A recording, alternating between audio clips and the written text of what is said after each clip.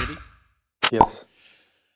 Welcome back to the Open Up Podcast, everyone. It's episode 73 with Peter Balcarek, lived experience speaker. Brother, first of all, can you please give me the proper pronunciation for your last name? Sure. You actually did quite well. So the proper Slovakian pronunciation is Balcarek. But after living 16 years in Australia, I have gotten used to the name being pronounced exactly like you did. So well done. Okay, cool. Straight off the bat, could you please describe the way that you view yourself as a man and or human? Very honest and authentic. Nice. Um, uh, Always trying to tell the truth and looking to grow. I'm trying to always look at things from the growth mindset perspective. And the stuff that I would like to improve, maybe or work on, is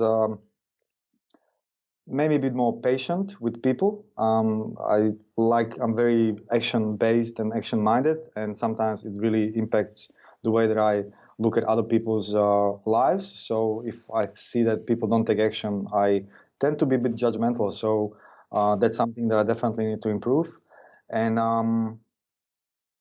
learn how to relax more. Yeah. Nice, man. At least you know who you are. Yeah. It's been a hell of a journey as well. So I had a lot of opportunities to get to know myself better. But hey, we learn every day. You know, every day you learn something new. It's never ending, and um, meeting people that can give me the honest feedback is always helpful as well. That's awesome. Just on at the start of that, the way you view yourself, you're talking about being someone who's honest and you try hard to tell the truth. I resonate with that because I've, for most of my life, been a habitual liar. Is that something you've had to work through? Actually, no. I on the contrary, I probably had to work a bit more with how I communicate my truth, because sometimes when I communicate it, it can come across as being quite harsh, and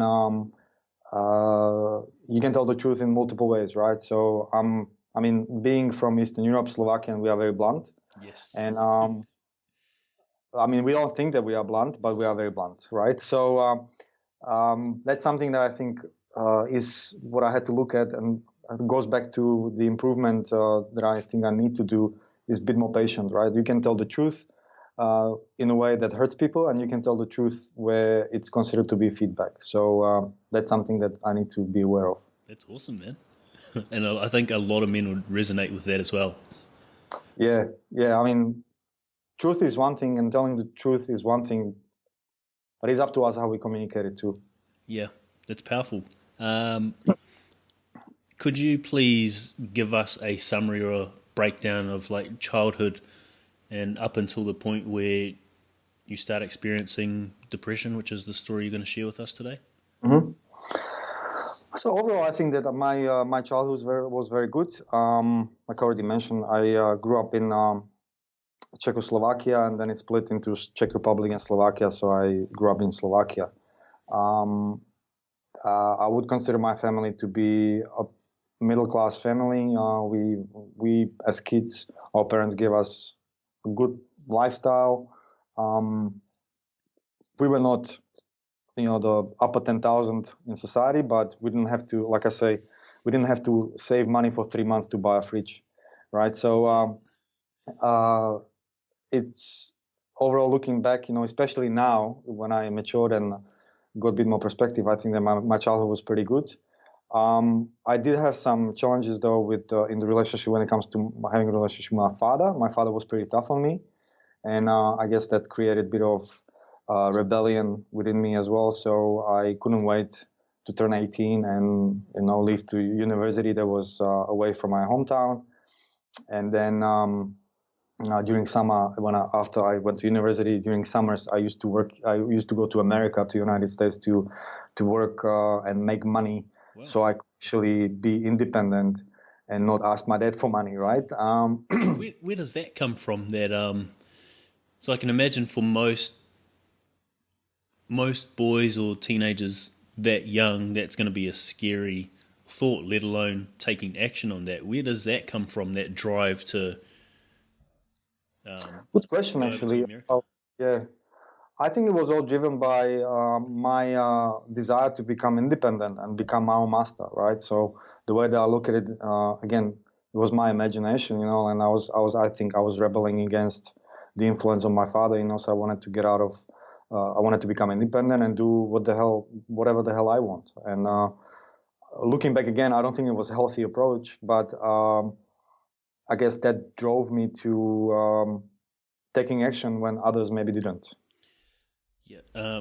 So we spoke a little bit beforehand about all the work that you've done to get you to this point now. Now you're at a point where you're a lived experience speaker sharing your truth to help others. With all that self-work you've done, self-development, can you look back and see why your father was that way towards you? Yes. So, I think this is actually very crucial for every single man, to explore the relationship and the quality of the relationship with their fathers. I think that for a long time I thought I was a special case, that my father didn't love me and all that stuff. And looking back, it was just created. I guess I'm gonna be blunt. I think it was just self-created victimhood. My father definitely loves me, and with the tools he had, he did the best job he could. And I think that every parent is gonna, mess up every now and then. And I had a good life. He did everything he could to give me good life. So. But I guess I wouldn't get to this realization if I didn't if I haven't done all that self-exploration and started taking responsibility for the way that I feel and taking responsibility of how I created my life and not blame my father for it. Yeah. That's really powerful, man, because then you're not holding that resentment towards someone for something they haven't actually done. Yeah, and it's very sad where I think that how old are you, if I can ask? 28. 28. So I think that I'm 38. So damn it, man, you just made me feel very old. 38's But not that old anymore, man. yeah, I know. 38 is the new 28, and you are. So that means that you are 18. But I guess from my observation, because I really read a lot and I'm very passionate about this topic about men's health and men connecting to each other and men connecting to their fathers. I think that our generation, which I think would start maybe with the age around my age, all the way then lower, I think that we are quite different to the older generation, which would be my father, maybe your father, and the way that they used to understand how to be a man and how to behave is very, very different to us. And the difference between us and them is much bigger than the difference between them and their fathers. That's my opinion, right? I don't have any facts or scientific research to prove that, but that's something, I guess that's how I feel based on all the stuff that I read. And I guess looking at that means that it's up to us to explore how we are towards them as well and maybe feel compassion because our fathers don't have the tools to be able to express the emotions as well as we do. Because the personal development industry wasn't around at that time, right? So yeah, it's pretty much you only knew what your parents knew back then.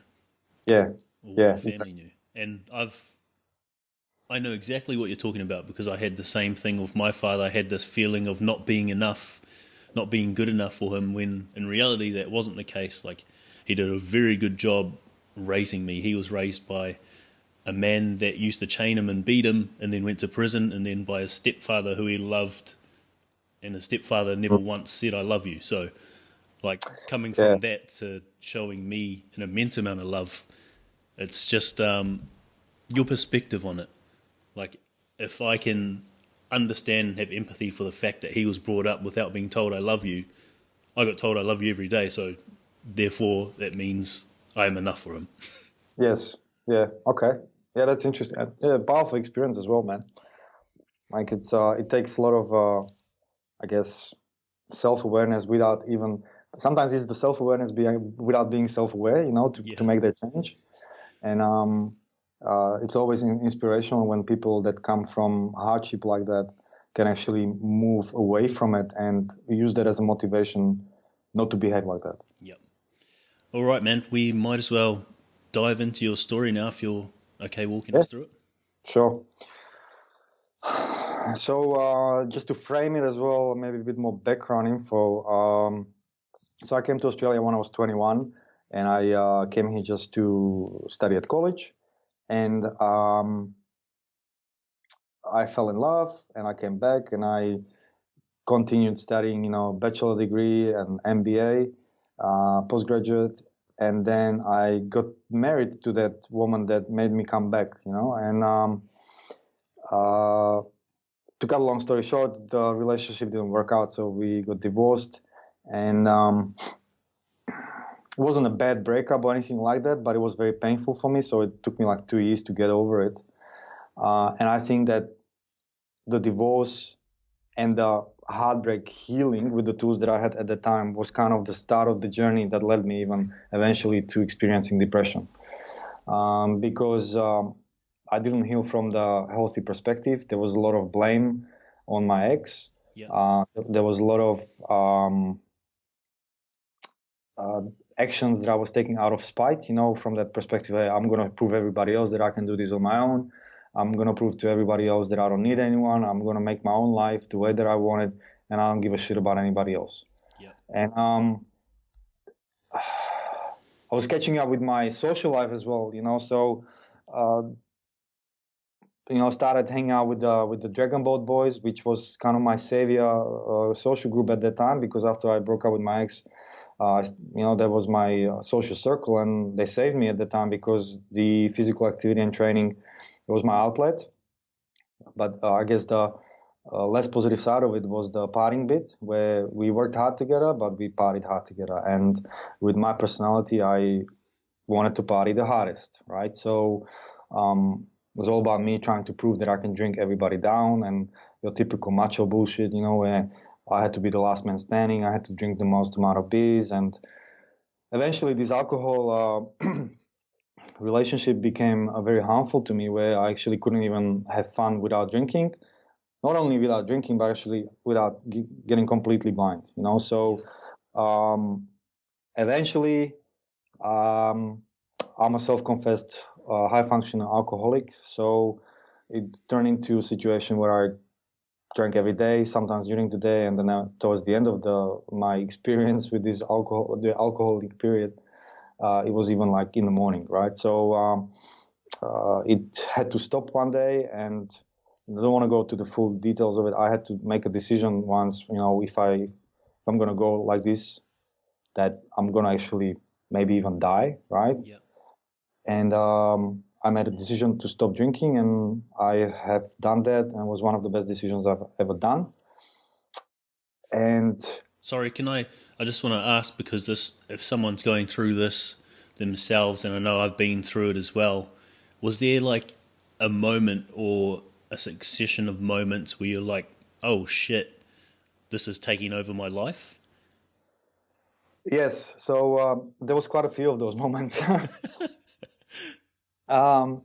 So I was very bad at not looking out for the warning signs. Maybe it didn't help that my body didn't give me any warning sign. My body, I think, looking back, is just an amazing machine that was just dealing with this in a way. It was just crazy, really. Like I was just saying, like I could drink 3 bottles of wine, go to bed at 11, and at 6:30 I was already in the boxing ring sparring with my mate. It was like great, and I would go in the evening. I would go to gym again, and my protein shake would be a bottle of wine.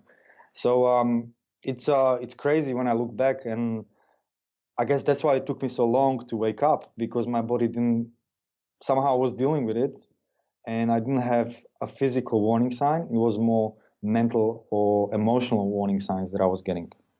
Okay. And the last bit was when once I had a very long and very deep discussion with my sister over Skype, and it was something that we shared things, and we were very connecting at a very deep level. And the next day, I didn't remember half of the discussion. And Damn. yeah, exactly. So that's exactly how I felt. And it was after several attempts of me trying to quit drinking, and this way I got such a bad moral hangover, and I just felt like the last piece of shit. And that was the last straw. So I said to myself, I actually didn't even promise it to my sister really, but I said in my mind, I'm promising to my little sister that I will never drink again. That's powerful, man. That's and And I never. that's the turning point for a lot of people as well, is finding something other than themselves to put Yeah. first. Well, it's kind of like your guardian angel, right? That comes through people that you might know, and it can come through people that you don't know, and it can be even guardian angel can actually give you a very bad experience in order for you to wake up, and sometimes it can be a very positive experience as well. So for me, this was it, and in the scheme of things, it might not seem like it was something groundbreaking, like I know of people, that would wake up in the middle of the field naked, and that would be the turning point, right? Phew, But thank God that didn't happen. Thank God. So so that's when I quit drinking, and with that all was just kind of combined, together with how I got out of depression. So I actually wrote even an ebook that I have on peterbalcarek.com, where I have 5 steps I used to beat depression. awesome. I'll link it in the bio. And so the steps, let's just maybe go through the steps, and Okay. because that just says the story, like for me, the first thing, step number one, was to admit that I have a problem. So I think that this is the most important most important step, for us men, especially maybe influenced by the older generation thinking, is to actually say, hey, I need help, I have a problem, I can't do this on my own. It's massive. And once I did that, I started taking action much, much easier, right? So once you admit it, it's kind of like you get over the threshold of resistance. And then I started looking for solutions, and I wasn't shy to ask for help. And most of the times, the help came from people that I wouldn't expect to come it from. Yeah. And the help where I was expecting it wasn't coming. So that was the first step, and the second step for me was to feel the pain, to allow myself to feel the pain. That's a Um, scary thought when you're down that low, man.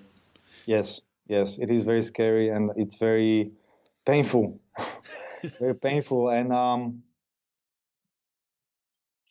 I guess I'm saying this story, that in hindsight looks to be a little bit funny, but it's not even that funny. But one day, I mean, after like 2 months of being at home, and a friend had to look after me. My friend Otto had to look after me.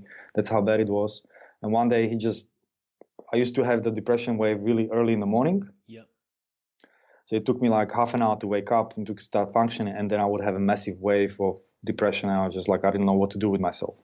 And one day it got so bad that my friend Otto actually took me to a mental health emergency in Croydon in Sydney. Wow. Uh, so it was, and I'm just sitting there, I found myself, and I was thinking like, how the hell did I get here? And then the psychologist, the psychiatrist that was serving at that on that morning took me in, and he gave me all this standard stuff that he had to do, so the questionnaire. But after that questionnaire, like I think that 50% of people would be considered to be depressed. So Yep. it was very generic questionnaire. And then he goes, yeah, well, you are clinically depressed. And I'm thinking, well, thanks. I mean, you just discovered America. Um, and then he goes, you need antidepressants. And I go, okay. Uh, because I've done a bit of research on it, and I was quite scared to take it because there's a lot of side effects. Yep. So I was like, okay, so how do we know what are you going to start me on? And it's trial and error. He says that we give you a brand, we wait for 4 to 6 weeks. If it works, we keep on prescribing you that brand. If it doesn't work, we give you another brand. And that was already a bit, yeah, okay, well, it's not really scientific here, right? It's like, Yep. just try it. And then I go, okay, so which one are you going to start me with? And I shit you not, he opened the computer, he goes, let's just Google it. And he typed, and he typed, and he typed top 10 antidepressants in Australia. into Google, pressed enter, and then we together read description of those top 3. And I just was polite already then, but as soon as he said, let's Google it, my light bulb went on, and I said, there's no way I'm taking this, especially when this guy is prescribing it. And I said, that was at that time when I gave myself the commitment, no matter how much pain I'm going to have to go through, no matter what I'm going to have to do, I will deal with this without these pills.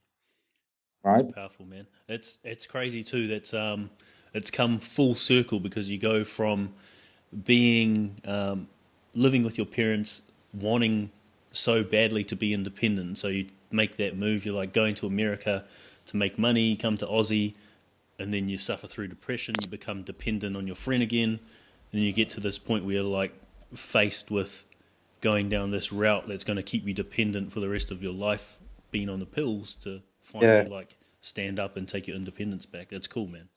Yeah, and it was very painful, but that's when I started using more of those journey tools, which is the emotional healing method. And one of those, the process was really to give yourself the permission to feel the bad feelings. And us men, we're not really great at that. We kind of try to hide it behind either anger or frustration, or we actually don't even allow ourselves to feel the bad feelings, which is, the feeling of not being good enough, the feeling of being alone, the feeling of being hopeless and feeling like a failure, right? So these are the feelings that we don't really like talking about, and we stuff them down.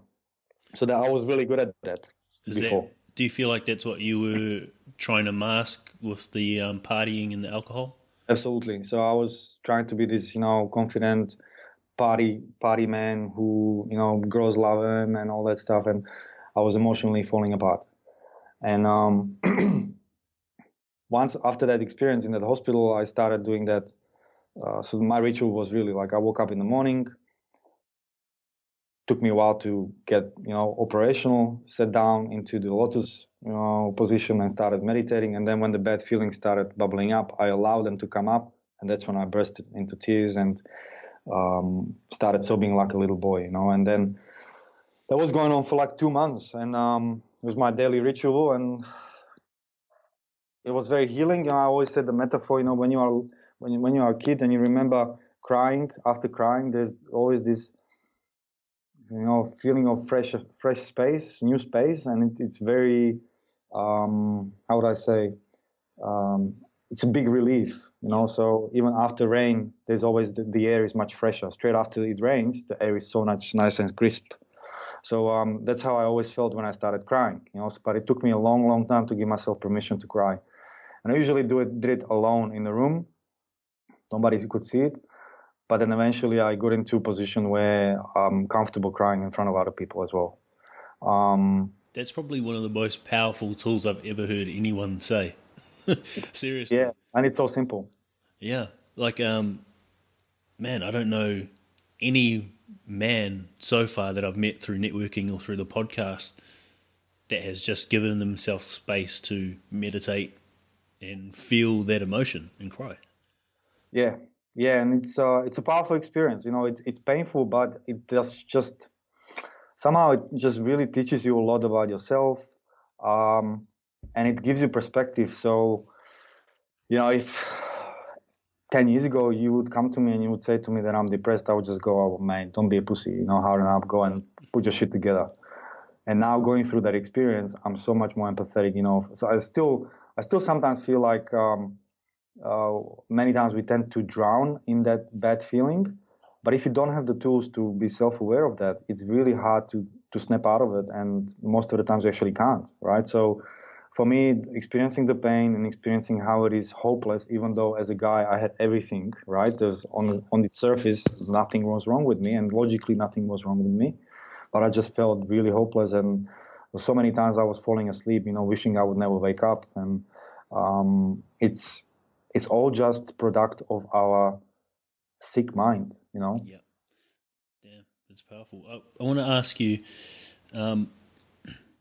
you said at the start of like explaining your story that it took you about 2 years to get over parting ways with your partner. Was that because of like that identity you had as a party guy who was drinking a lot? Maybe that, but I think there was a lot to do as well. I didn't want to admit the fact that my relationship failed. That the failure is real. And then for a certain period of time, I went through that feeling like I'm not gonna be able to find anybody else again, and yeah, it was. I think this is crucial as well. Like, it's good when you have long-term relationships, but it's a part of life that relationships begin and some of them end.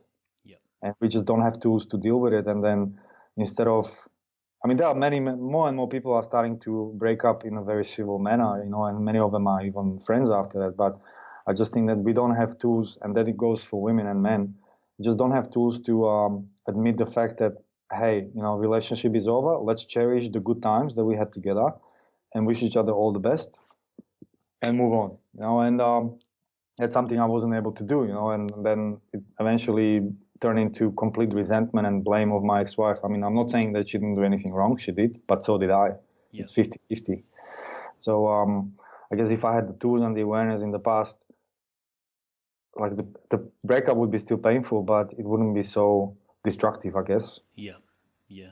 And I think those people who can get to a point where they mutually agree and everything stays, I guess, respectful, that's because they have the self-awareness and the honesty within themselves to acknowledge that they need to part ways, that although they may love this person and the identity might be wrapped up in a relationship, that the best thing for them is to part ways. Yeah, and many times it's actually better even for the kids if there are some kids involved, because it's obviously better if kids grow up in a family that is functional and is with two parents. But if the relationship is unhealthy and bad, the kids feel it, even if you try to fake it. And they learn it too. They model that Yeah. behavior. Yeah, there you go. That's true. I don't have kids, so I don't have experience with that. I did not have kids with my ex, but from what I read and hear, yeah, sometimes it's actually a necessity to end the relationship and then bring up the kids separately, I guess. Yeah. I don't mean to be disrespectful with this question at all, but I know because you're self-aware and honest with yourself that you can answer it. Looking back now, do you know how you contributed to the end of that relationship or to that relationship ending? I think what I would say first is that the last 2 years where, I think we were both in denial. We didn't really admit that we were just not meant for each other, I guess. That's one thing. And how I contributed, to be honest, as masculine as I might seem to come across or anything, but I was like, my ex was wearing the pants. Okay.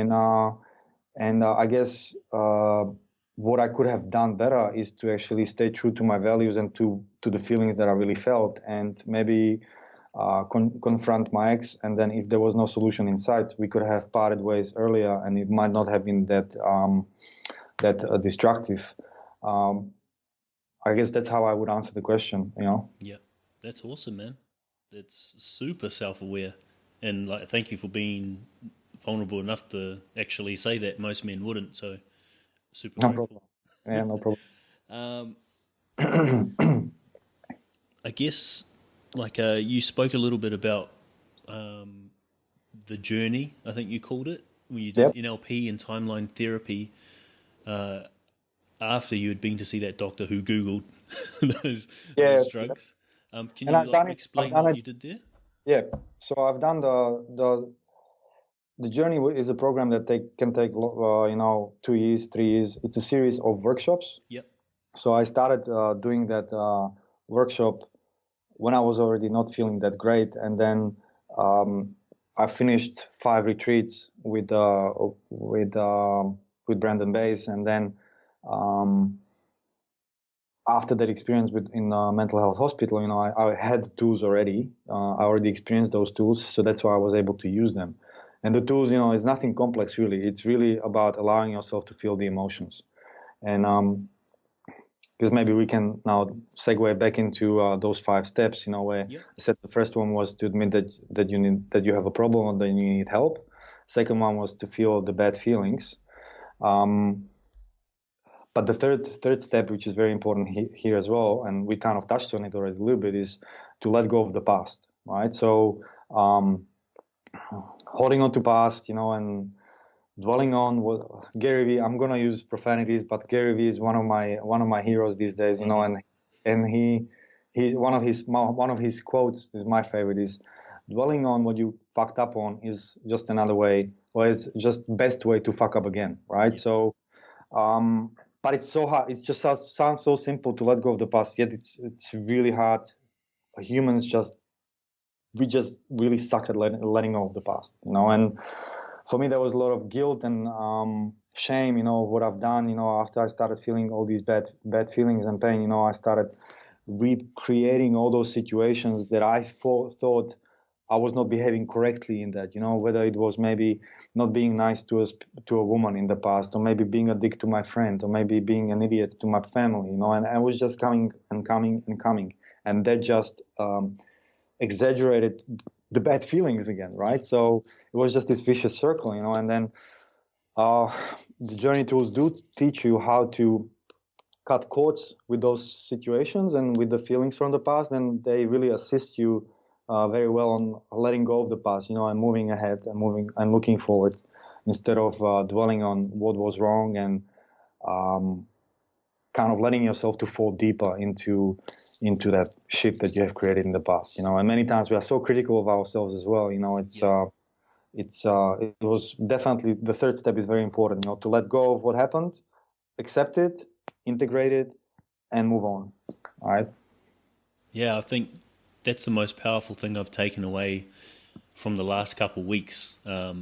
Is I went through maybe a couple of days of self-loathing and self-hate Yeah. for missing one of my workshops that I'd booked in to actually take. And it was only through acknowledging the lesson that I could take away from it that I could actually move on and let go of that self-hate. Yeah. So like when we regret stuff, it's because we wish we would have done something else. Whereas when you can find a lesson in it, then you find something to actually continue living and like move forward with. Yeah, absolutely. I mean, Anthony Robbins says it, right? That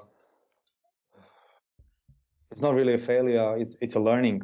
Yeah. So again, it sounds so simple. It's just like at the same time, like, to be honest, sometimes I think that it is required for us to feel that self-hate and self-loathing, and maybe not fight against it and try to kill it, because it is a part of us, right? So this is what I don't know if you know a guy called MJ Fitzpatrick, who I met just recently, but he is doing beautiful work with men, where he has a program called Kill Your Demons, Well, and what he really teaches you is how to befriend your demons, because your demons are your part, are part of you, and then the more you fight them, the stronger they get.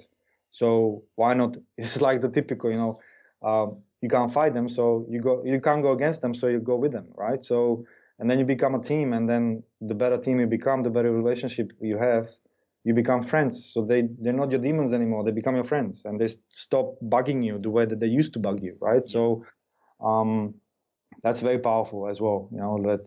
That militant warrior spirit that we have in our DNA, and trying to kill everything that moves, and trying to kill those tigers and the saber-toothed tigers and all the, and the dragons. We don't have to do it these days, so we just recreated so that we have that militant reason, but it's not necessary. It's more about coming from position of service, and how you can befriend people and how you can befriend your own demons. So you integrate them and you become at peace with them. That's awesome, man. What did you get out of NLP and timeline therapy? Timeline therapy is good when you go back in time and you re-experience some of the traumatic experiences and reframe the outcomes of them. So that's probably, I guess, simply put. And NLP is a good way how to confuse your mind so that it doesn't bug you that much, right? Yep. But I think that NLP, from my perspective, NLP is a little bit too mindy. It's all about, how you control your mind and how you make your mind work for you, which is not a bad tool. I'm not saying that. At the same time, it does need to be combined with emotional healing and emotions, because otherwise, and I know it is, it's just that with NLP, the mind is still in charge as opposed to the emotional healing. Yeah, and I do think they have to be combined, because without clearing the emotion we've tied to a particular event, the mind can't genuinely take over. Or the mind figures out a way where it makes you feel like you have taken over, or you are in charge, but you're not. Yeah. Until you break down or something again. Yeah, and then you just do another NLP technique to go deeper in the rabbit hole. Yeah, and I think that's I forgot to bring this point up, but when you were saying that you started drinking and you had this mindset of, I'm going to prove everyone wrong, I'm not a failure, this and that, I'm this macho guy. If you use that negative motivator to achieve or do whatever it is that you want to do, then more often than not, you're going to put yourself in that position to keep receiving that. Yeah, well, what you resist, you persist. Oh, nice. Yeah, so yeah, I don't really have anything to add to it. I mean, you said it all. Yeah. I guess if you want to touch on number 4 and 5, man, go for it. Yeah. So number 4 is I call it BAU, which is business as usual. So when you admit that you have a problem and you feel the bad feelings and you let go of the past, try to as much as you can. It doesn't mean that now you're gonna be Buddha under the tree. The life is gonna try to give you, it's always gonna give you lemons. So you just need to learn how to make a lemonade, and as opposed to falling back into the deep hole where you were before. And as well, business as usual means that you already have, I have already experienced how it is to be depressed, and I have gotten out. So there's a proof, there's a testimonial that I gave to myself that it's possible to get out. So that means that I can do it again. So once I experienced depression, I definitely had like few, maybe you could call them relapses. Like yourself, you said that, just a few weeks ago, you felt a few days like self-loathing and stuff. So I think it's very normal. I think it's natural that something's going to trigger you sooner or later. So I guess the main point is that I have the tools now. I know that it's temporary. I know I can get out, and I can now know. I know now how to do it by myself.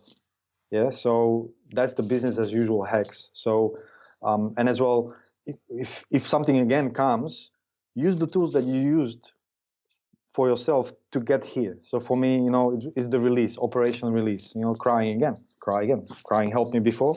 Crying is going to help me again. Yeah.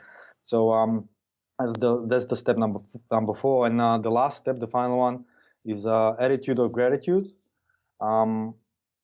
where this experience just taught me, how to become much more aware of the little precious moments and being grateful for the things that I have taken for granted. Like today, these days, every day I wake up, and when I go to sleep, I say to myself three things that I'm grateful for, and every single time in the morning and the evening, I'm just grateful to my body for the health, because with the amount of abuse that I've put my body through, I am really, really grateful for the fact that I don't have any terminal disease.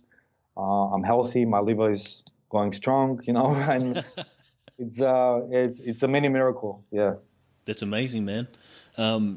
And just touching on the end of number 4 there, you said keep using the tools that got you there in the first place. I think that's the most important part of this recovery journey, and like trying to achieve enlightenment or self-actualization, is returning back to those tools, because I know that whenever I stop doing my cold shower in the morning or my meditation, I'm an angry person. I allow myself to self-hate. Yeah, absolutely. So keep using what worked. Like there's no need to reinvent the wheel, and just doing what works, and keep it simple as well. Keep it simple. Like if you know that Coach Chow helps you, just do it. Yeah, and it's important to realize you never actually reach your goal, or you never actually reach the end in terms of mental health. Like it's a continuation.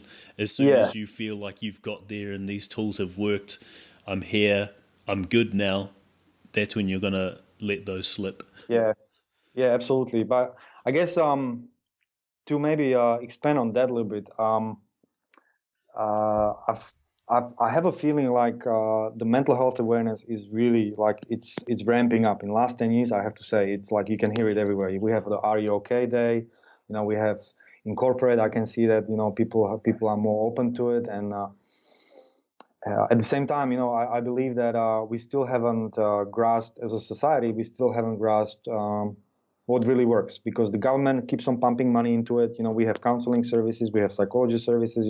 We need more and more psychologists and psychiatrists. The situation is not getting better, right? It's not getting better statistically. Yep. So we are getting something wrong. And for me personally, my opinion is that how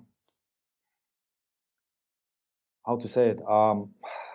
What I've observed in a lot of depression support groups on Facebook is that we are very good at admitting that we have mental health issues. We're starting to be very good at that, Yep. and men as well.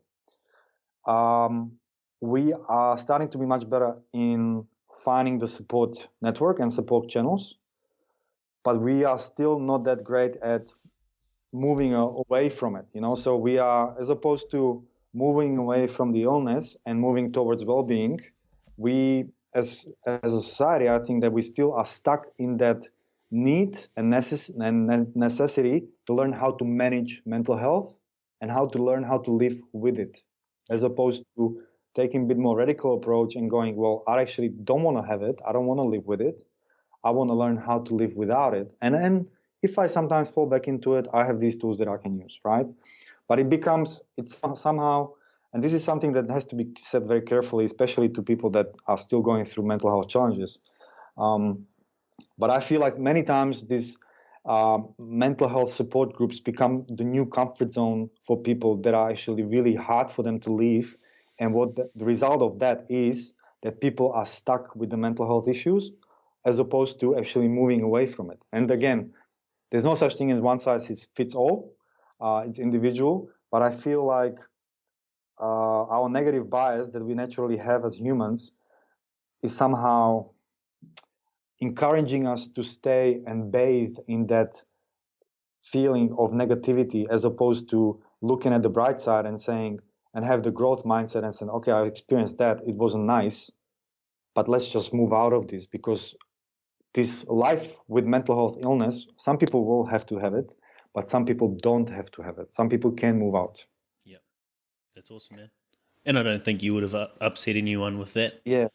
Oh, just these days, you got to be careful, because there's tendency to get offended is quite high these days. But my intention is definitely not to offend anybody with that. It's just to provide maybe different perspective, where I'm a proof of the fact that, if I did it, a regular bloke, then there's chance that a lot of other regular blokes can do that too, and it is possible, right? So that's just the message behind it, and that's what I'm starting to be really passionate about. Where I founded the movement called newmantoday.com, which is more about our three pillars, or three steps: be aware, be open, and take action. And being aware is the first step, of trying to figure out your own shit. Being open is to to learn new things, be able to listen to the feedback, and taking action is moving away, moving towards well-being, moving towards a better life. And I personally believe that everybody can become their own hero, and once you do that, you can serve the society, you can be a role model, you can help others, but you need to first do that yourself, for yourself. Yeah, that's amazing. And taking action is immensely important. And I think Tony Robbins talks about knowledge not being power. Knowledge is potential power. It's only when you act on knowledge that it becomes Absolutely. power. Otherwise, it just becomes a dormant storage of information. Yeah. Couple quick questions before we wrap up, my man. Knowing everything that you've been through, the loss of that relationship, and then masking through substance abuse and taking on this identity as a drinker, party guy, going through depression, what would you say the quality of your life is like now?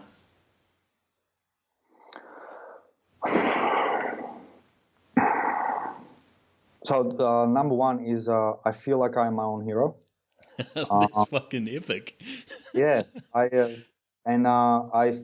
um, I become proud to be a man again, but not the man from the top dog alpha kind of man, but it's more of a guy that has experienced quite a few hiccups in his life and can help others. So it's more about the service, right? So and definitely made me realize the importance of self-awareness.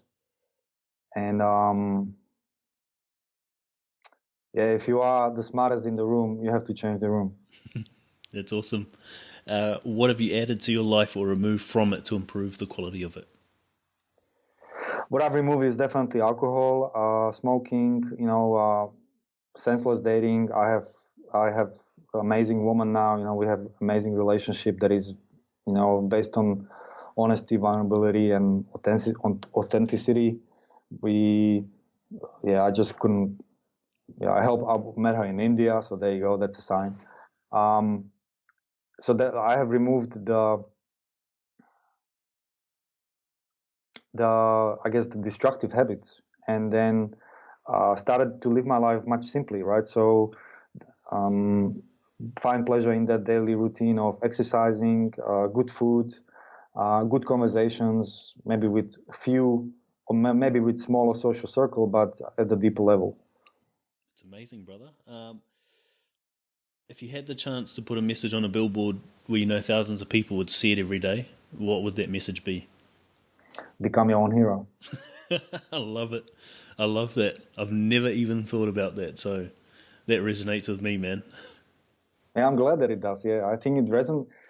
I mean, who knows? We'll see how the message goes out as we move in life. But I think that it is really powerful for men and for young boys these days. Yeah, Awesome, man. yeah. I don't know. Do you follow Jordan Peterson? Jordan Peterson? Yeah, Yep. yeah. So he's one of my new age heroes as well. Where he just, I guess, he what he does, he makes responsibility sexy again. Yep. And I love the way he can take an attack on a live interview and sort of just sit in it and then come back with a respectful response. Yeah, yeah. He's not your Conan destroyer. he's Yeah. more like he's more like yeah. I mean, the intelligence is just out of this way. Like if somebody thinks that they are smart, just watch Jordan Peterson to put you back in the line. But yeah, it's very good point. Yeah, he's always trying to be very respectful, and even though he's trying, a lot of people try to interpret him as he's not. So that's I guess because he feels like he is his own hero and he's a good role model and he's serving a lot of people. So maybe that's the reason why he can deal with all those obstacles. Yeah. Absolutely. Before I let you go, where can people find you or find some of the content that you're putting out there to help others? Sure. So the ebook is downloadable for free. It's a short one, so you'll read it in around half an hour if you're interested. So it's peterbalcarek.com. Yep.